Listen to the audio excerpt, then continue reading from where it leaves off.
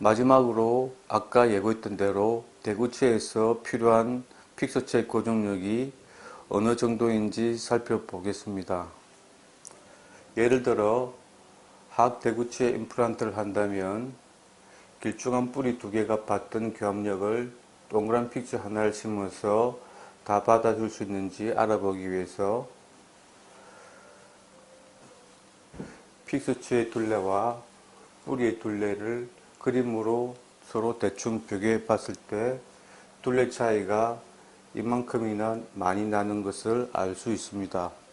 하지만 둘레 차이가 있다는 것은 알겠지만 이 차이가 크다고 느끼지는 못할 것입니다.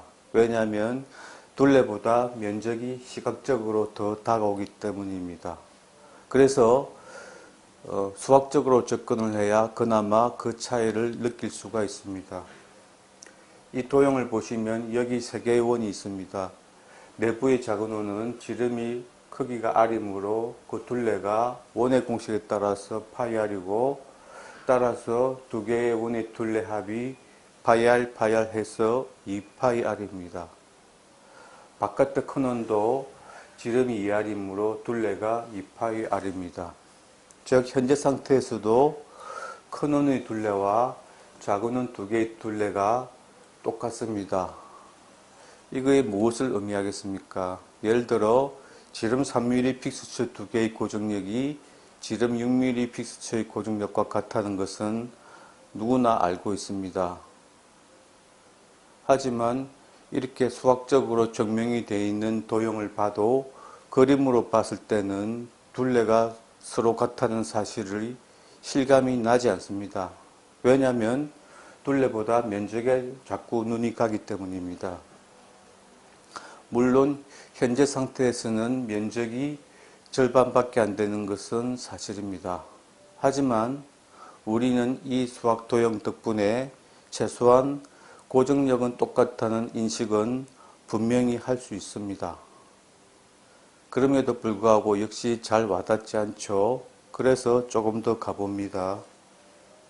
그렇다면 이 작은 원이 지금보다 조금만 더 커지게 되면 커지는 만큼 바로 큰 원과의 둘레 차이가 생깁니다.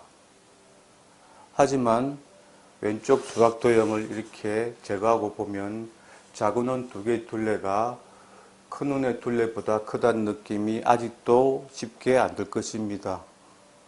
만약 작은 원이 이보다 조금 더 커져서 지름이 3.8mm가 된다면 이제서야 둘레 차이를 느낄 수 있을 것입니다. 왜냐하면 지름 5.3 픽스처 면적은 7.02파이이고 지름 3.8 픽스 두 개의 면적은 7.22파이라서 이제는 면적도 비슷해졌기 때문입니다.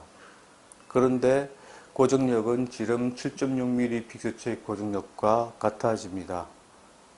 하지만 지름 7.6mm 픽스처는 심을 수가 없습니다. 왜냐하면 사람의 지저분의 골폭은 지름 7.6mm를 씹을 만큼 수용할 만큼 넓지 않기 때문입니다.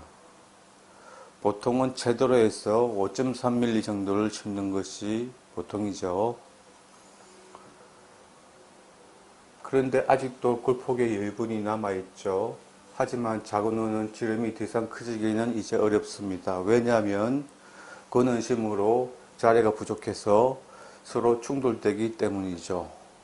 하지만 자연치 뿌리는 실제로 더 커질 수 있습니다. 뿌리가 길쭉한 모양으로 커지면서 남은 이 여분의 골폭을 알떨이도 활용합니다. 이것이 자연의 방식입니다. 그리고 이것이 인간의 방식입니다. 동그란 픽스처를 심을 수밖에 없다면 이 방식은 어떻습니까? 저는 이것이 더 나아 보여서 이렇게 하고 있습니다. 두께 걱정을 할 수도 있는데 면적이 비슷합니다. 면적은 단위 길이당 최적, 즉 두께입니다. 어쨌든 자연의 방식이 이런 데는 이유가 있겠죠. 보나마나 고정력이 더 필요해서입니다. 왜냐하면 대합체인 16번 대구체의 뿌리가 3개이기 때문입니다. 이것은 서로가 마찬가지로 46번 학대구치의 뿌리가 2개이기 때문인데, 보시다시피 학보다 상악의 골질이 안 좋으니 상악대구치는 뿌리가 하나 더 있는 것이죠.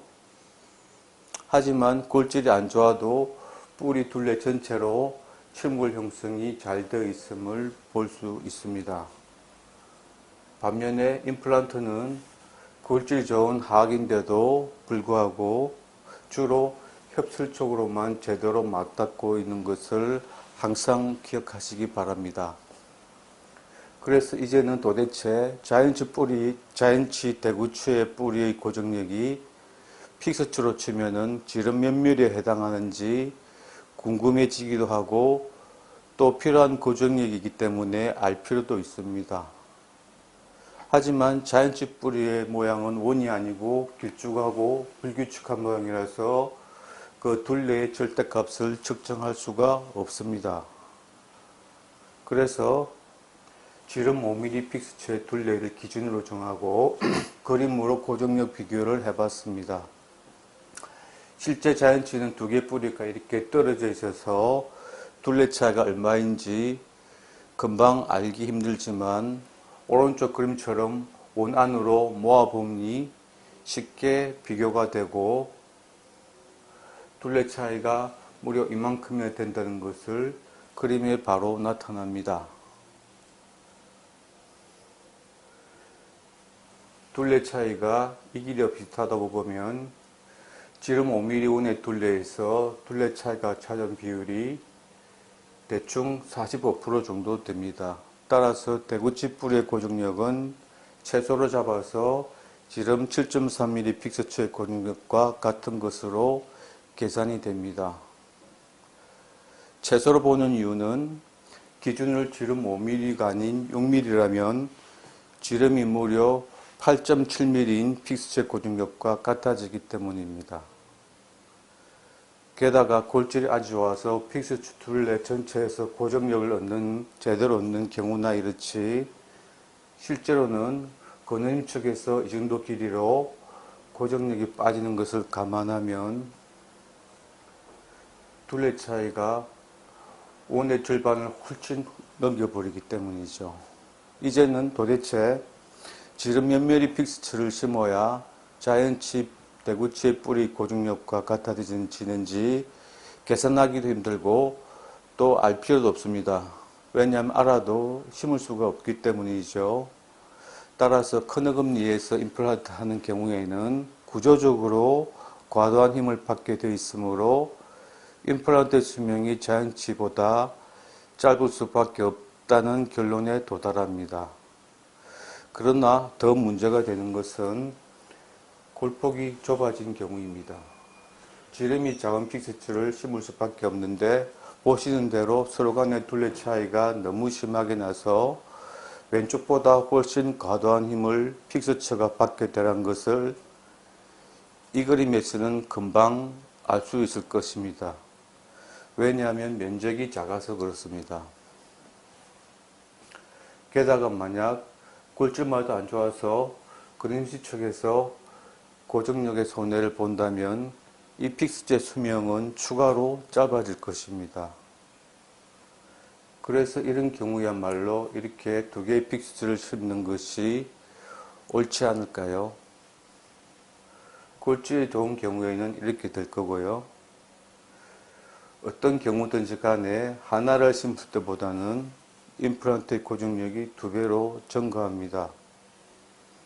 물론 자이언츠 뿌리보다는 못하지만 골폭이 좁아진 현재 상황에서는 이것이 최선의 방법이라고 생각하고 있고, 저는 이것을 1+1 방식이라고 부르고 있고, 실제로 저희 병원에서는 이렇게 하고 있습니다. 오늘은 여기까지입니다. 시청해 주셔서 감사합니다.